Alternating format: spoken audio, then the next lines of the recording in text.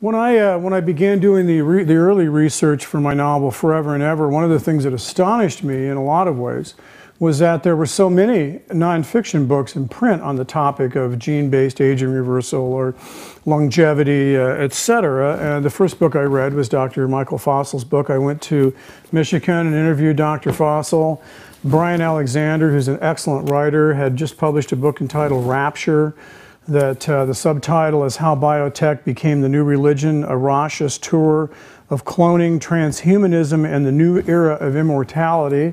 I thought that was interesting. Stephen Hall is another excellent writer who wrote this chronology, this story of the early, heady, exciting, wild days of biotechnology when the funding was astronomical, and it was really beginning to look like Geron and other companies may come up with a gene-based therapy that would mitigate human aging. Stephen Hall's book was excellent. Lee Silver's book, Remaking Eden.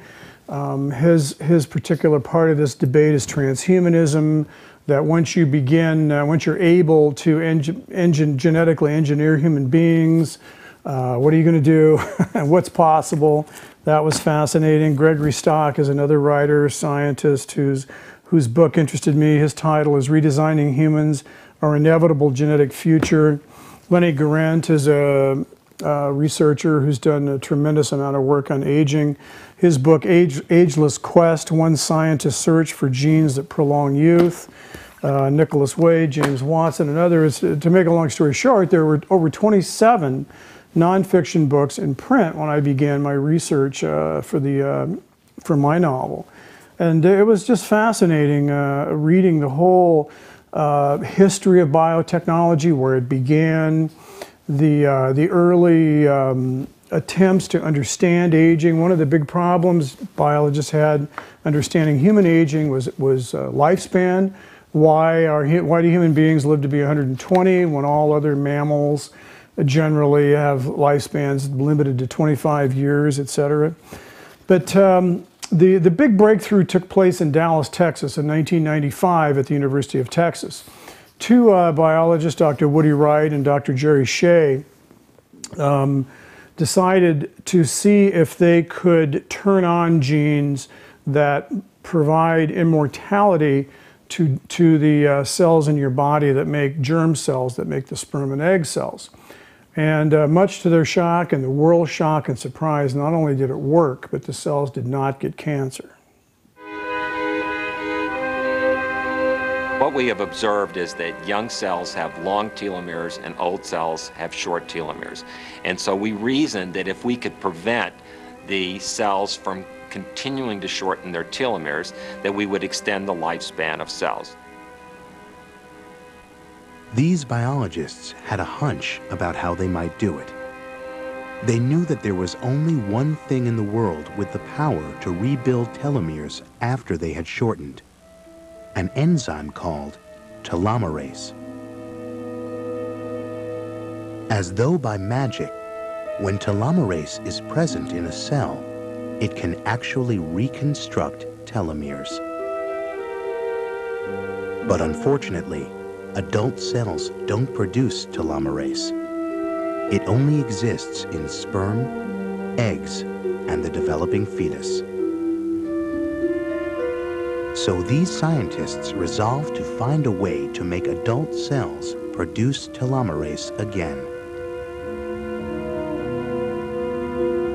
In a moment of inspiration, they decided to try something new, something even they didn't believe would work. They genetically engineered copies of the gene that's involved in making telomerase, and in the test tube, they inserted these genes into skin cells taken from an old man. They hoped these new genes would make the old cells produce their own telomerase in the petri dish. I remember being very eager to do the experiment and properly scientifically cautious about anticipating all the things that can go wrong and anticipating all the biology that can be different from what you expect. So there could have been lots of other unknown proteins and things that were needed for telomerase to be able to work.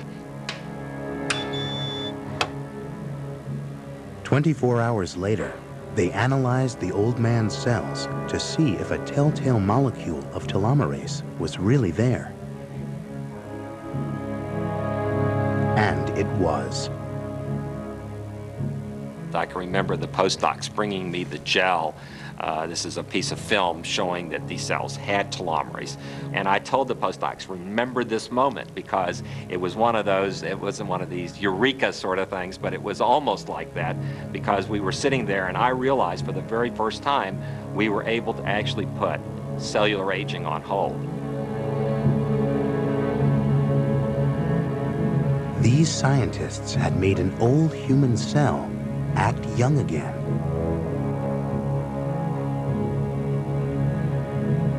Two years later, the cells are still dividing, and yet their telomeres never get any shorter. The cells that we were using normally divide up to but no more than about 90 times. In contrast, the cells into which we put this enzyme telomerase did not stop, have continued dividing and have continued dividing and have continued dividing, and they're still dividing, and some of them have now undergone 400 doublings. So you can say that's 4 or 5 or 6 times their normal lifespan. But they've been behaving so consistently that we're considering them immortal. Our expectation is that they will never stop dividing.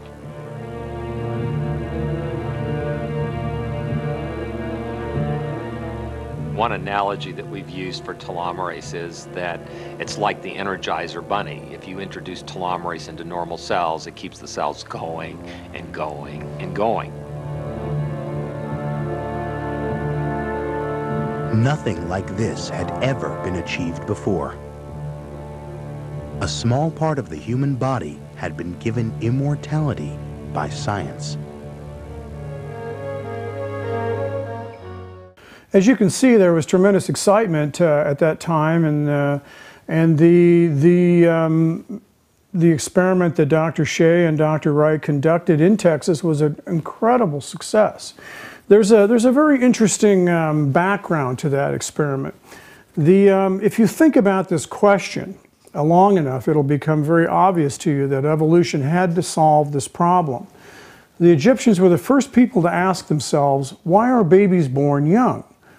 How can babies from an old man be born at the same age as babies from a young man? And one of the reasons I asked that question was because Ramses fathered children when he was 90 years old. He was one of the first people known to live to that age in antiquity, and he fathered children until he died. So they asked themselves the question, why are babies born young? And they correctly deduced that there must be some part of the body that's involved in reproduction that is somehow immune to aging. And if you think about it, the cells that make babies, that make children, cannot be your body age, because those babies would then be born at your body age. That was one of the big questions when Dolly the sheep was cloned in Scotland, was Dolly born middle age, because she was cloned from a somatic cell, not a germ cell. As it turned out, she was not born middle age, but that was one of the very important questions that was asked at the very beginning. The discovery in Texas led to a gigantic gold rush on the part of biotechnology scientists and others to raise money. Geron and Dr. Michael West founded one of the very first companies in the world, biotechnology companies, to develop gene-based therapies that would deal with human aging. Dr. Michael West is a first-class scientist who went on to do tremendous work in stem cell therapy. He was the first person to propose stem cell therapy, and it was such an important part of biotechnology that it fostered this book by Stephen Hall, which is a fascinating account of the early wild days of fundraising by scientists involved in aging therapies, and they raised about $3 billion, attracted the attention of several